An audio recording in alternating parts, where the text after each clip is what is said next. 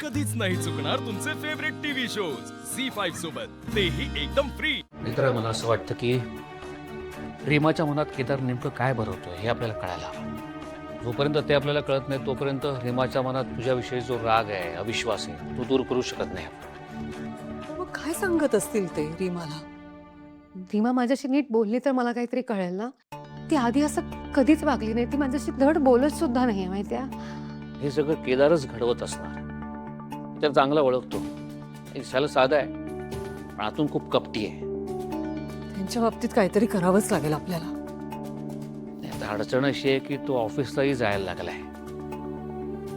जसं केदारमुळे घरात प्रॉब्लेम्स होत आहेत तसं ऑफिसमध्येही होत असणार. आणि मला असं वाटतं की केदार ऑफिसमध्ये खूप मोठं षडयंत्र रचतोय. काय करायचं? ऑफिसमध्ये जाऊ नका असंही नाही ना सांगू शकत आपण त्यांना. नाही, तसं नाहीच करता येणार. आपल्याला कळणार कसं तो ऑफिसमध्ये नेमकं काय करतो?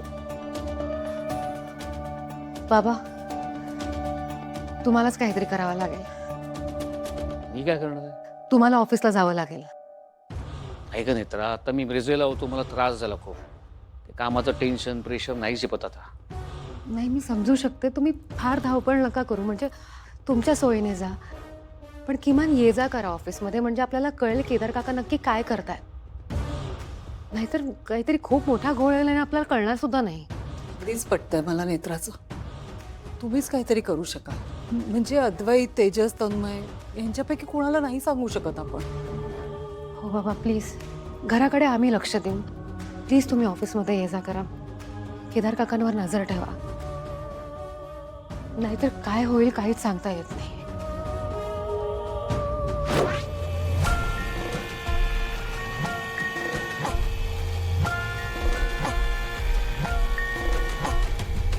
नक्की अधोक्षजच होता तो.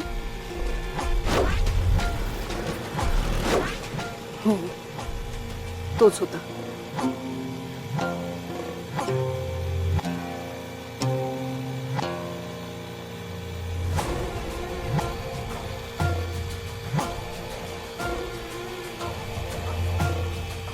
बस बस बस बस. दादा इथे थांबा.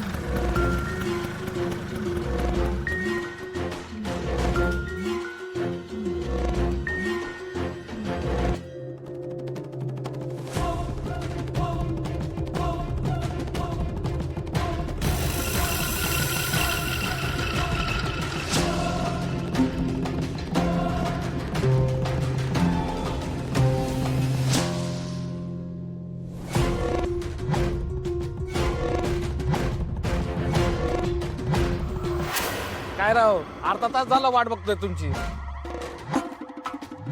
पैसे तयार आहेत? सगळं तयार आहे. चांगली गाडी विकतोय तुम्हाला. पर काय विकताय गाडी? खरं तर विकायची नव्हती पण विकावी लागते. खूप कुल्फे विकल्या या गाडीवरनं मी. अधोक्षज कुल्फी विकायचं? काय राव, आईस्क्रीमची गाडी विकताय म्हणून वाईट वाटतंय का? एवढं नका मला लावून घेऊ. मी देतो की चांगले पैसे याची. पैसे घ्या.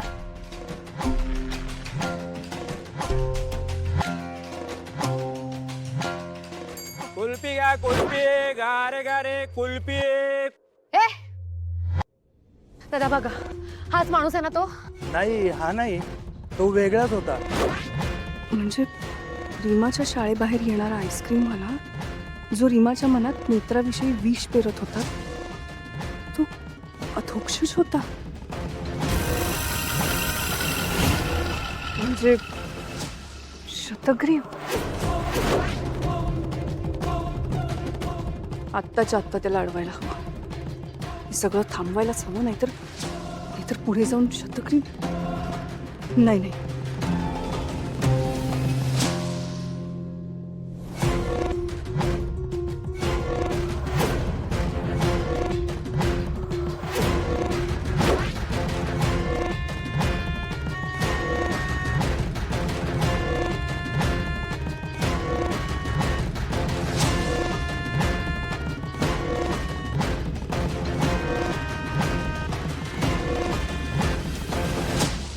रीमा ईशा. रीमाचं टेन्शन नको घेऊस, नक्की काहीतरी मार्ग निघेल.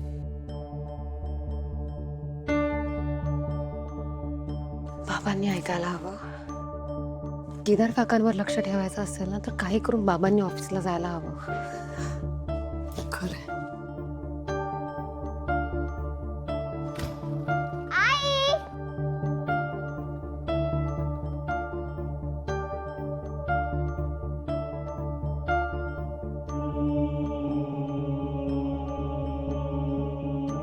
आज मुलींची काय अर्ध्या वेळ शाळा आहे की काय? नाही. काय झालं? लवकर कशा काय आलात तुम्ही? मी घेऊन आले त्यांना. इंद्राणी काय झालंय? तुम्ही दोघी कपडे बदलून या जा आणि डबा खालीच घेऊन या खायला. हा, जा पळा.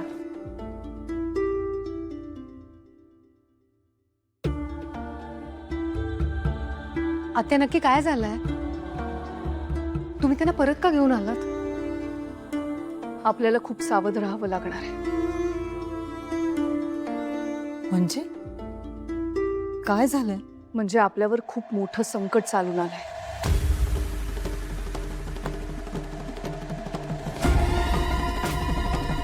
आत्या नक्की काय झालंय? मगाशी मी त्या दोघींना बसमध्ये बसवायला गेले आणि त्यानंतर मी माझ्यासाठी रिक्षा बघत होते. त्याच वेळी मला अधोक्षज दिसला.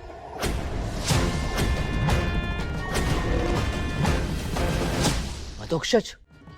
हो. आणि मग मी त्याचा पाठलाग करायला गेले, पण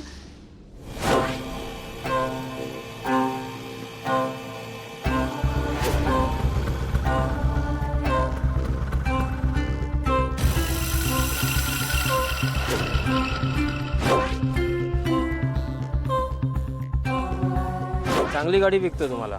खूप कुल्फे विकल्या या गाडीवरनं मी.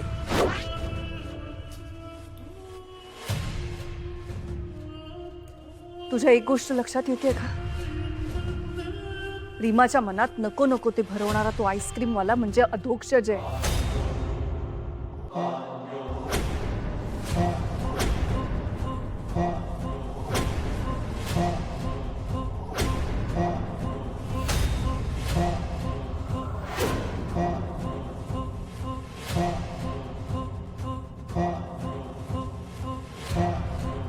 म्हणजे अधोक्षज शतग्रीव रीमापर्यंत पोहोचलाय.